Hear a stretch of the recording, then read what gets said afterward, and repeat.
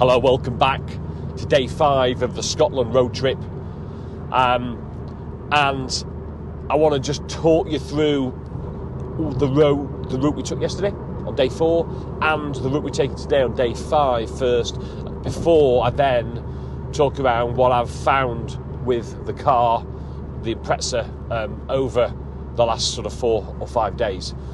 So yesterday's route, didn't talk through it on yesterday's video because we did the sat round talking about the cars video. So the route yesterday was a chill day, a relaxed day, having done the long route on day 3. So yesterday was all about a chill out, and we went down to the Applecross Peninsula. We left Inverness, we went down the A832, which is a route that takes you east-west. It's a very good road. In fact, the central and eastern elements of that road are really fast, really quick, all the way really down to Lochmaree, and until you get to the far west side, does it start getting a little bit twisty. So you can actually transition across from east to west really quickly. But we didn't do that yesterday because halfway along there we dropped south and took the A890 south down to Applecross. Again, some really fast sections early on, but then it got single track for the second half and became quite slow at times. And then we went and did Applecross over the Beach Nabar Pass, the highest road in the UK. I feared that route it's all single track going up the pass. It's very slow, there's lots of traffic on it, so it is absolutely not a driver's road. If you're coming to do driving, do not do Beach Nabar. But we wanted a relaxed day, so we went up there.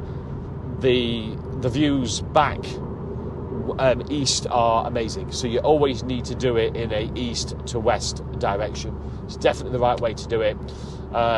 We then descended the other side down into Applecross itself on the west coast. And then we decided from Applecross, which is actually a great place to stop off, to have coffee, cake. We then headed north up and around the Applecross Peninsula. Again, all that peninsula is single track. The first sort of route that heads directly north out of Applecross, for probably 2/3 of that peninsula, is okay. There's quite good visibility. We found the road quite quiet, and we made relatively good progress along there. Towards the end, as the peninsula swoops round and you're heading more of an easterly direction along the north coast of the peninsula, it gets really twisty, visibility is really limited, and so you just find you crawling along, braking in and every passing point, and it can be a bit tiresome after a while. We then had lunch at Torridon, and then from Torridon we headed north up the A896 back up to Kinlochewe, which is at the end of Lochmaree. Again, it's single track, passing places, relatively busy, before a final blast from Kinlochewe east all the way back to Inverness on the A832, which again was fast and flowing and really easy to overtake on. So, relatively short day. We covered about 150 miles, but that was a recharge the batteries type of day. Today, day 5, we're heading south now. We're going back to Ayr from Inverness. Various routes we could have chosen, and this is where you come out as a group. You do a road trip as a group. There's got to be give and take on all counts. We've decided to head south on the A9, the bane of my life, having been up it several times. It's the main trunk road that leads really from north to south in Scotland. The A9 only serves a purpose, is to travel somewhere as quickly as possible. And I'd have gone a different route just to make every day of the road trip a day. Otherwise, today's just a bit of a dead day using the A9. But it is what it is. You've got to accept that you've got to give and take. You've got to all drive the roads that you can't all drive the roads that you want to drive and the routes you want to do. One of the considerations we did think about it is a Saturday, so the other roads would be busier than in the week. And again, it's another factor. So We're heading down the A9, which basically takes you straight down through Stirling, down into Glasgow, and then we'll pick up the roads down into Ayr. So as for the Impreza, what a great car it is to take serious mileage on this at this age and deliver really all-weather performance, to travel as fast as I would want to travel on the road.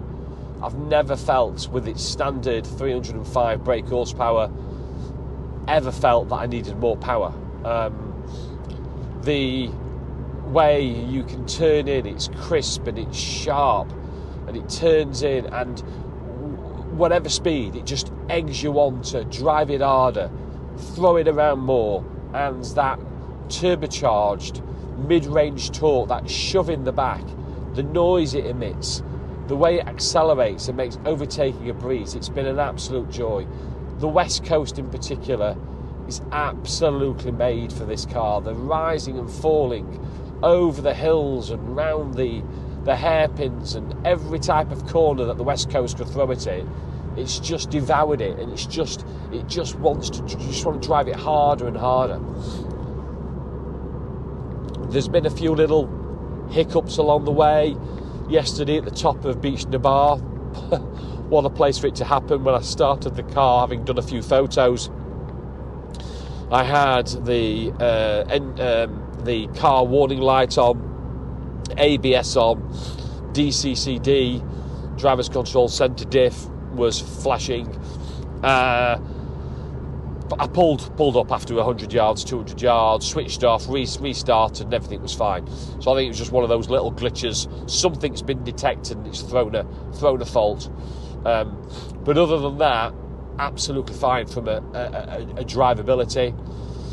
The brakes, as they've bedded in more during this drive, my CL RC5 Plus pads and the G-Hook Godspeed discs, yeah, you do definitely get squeaking at low speeds, but they did provide good assured braking from pretty high speeds and pretty relentlessly on some stretches of the roads as well as being a bit squeaky, is brake dust, and lots of it.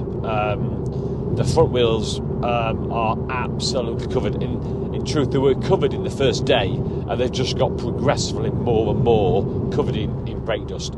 So just be aware, they will squeak and they will put plenty of brake dust all over the alloys. There is a slight knock though on, if you stamp on the brake pedal, there's a slight knock, more pronounced at really low speeds as well.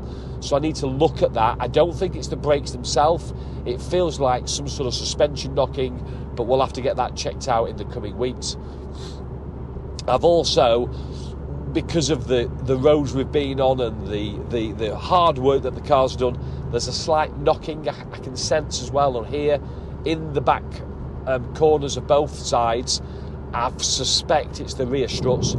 I did replace both front rear struts and springs with genuine OEM KYB inverted struts and ProDrive, or the equivalent of ProDrive springs, a couple of years ago on the fronts. So I think it's probably time now that the rears are done, as I think they're starting to knock. But otherwise, absolutely fabulous. And I think the weather we've had, it's been kind in regard to, we've not had many rain showers or many downpours since the first day.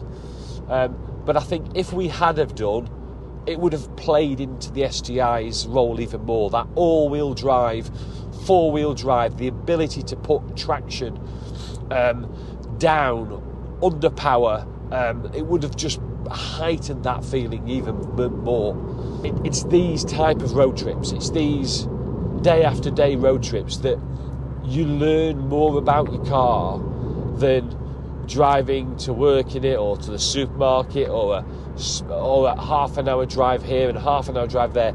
It's these hour after hour testing the car on motorways, major A roads, twisty B roads. We've had fast sections, slow sections, single track, dual carriageways. We've thrown everything at these cars, everything at the STI, and it's absolutely delivered. fuel consumption's been a real pleasant surprise as well. I feared before the trip 18 has been my average with this car, and that probably shows you how I drive it. And the fear was it was going to return something similar. Well, I needn't have bothered, because we've had a lot of driving on motorways or A roads just to get up here into Scotland. And even when you're up in the Highlands, you can't be on it all the time when you're driving all day. So, and with the traffic, it's never been anywhere near that sort of number. So the highest I've seen so far is 28. The lowest between fill-ups has been 19. So, and now on the way back here, because the A9 has been roughly 50, 60, at most 70 on the dual carriageways, I'm expecting this could be potentially enough to break 30, which I will reveal on tomorrow, day 6's video. But it's not all good news, because for the long, boring A9 as it's been today, what you do need is a nice infotainment system, or at least a radio that bloody works. Now, as soon as you switch my radio on, trying to find channels that I want to listen to, and I find a channel, and 30 seconds later it loses connection. I'm trying to find another channel, and it is massively frustrating, so much so that I barely use the radio at all. It's these longer journeys. It's never ever bothered me, having owned the car for nearly 3 years, until this road trip. And because you've got the long boring sections of road, just having some way to play some decent music or get a digital signal will just make such a big difference. Final video on the road trip tomorrow, don't miss it, where I plan to talk about the road trip as a whole, and importantly, what I've loved, what I've not liked, and if I did it again, what I'd do differently. Thanks for watching. If you haven't subscribed, please subscribe below. Thumbs up if you enjoyed the video. Stay tuned for tomorrow's video. Thanks for watching, guys.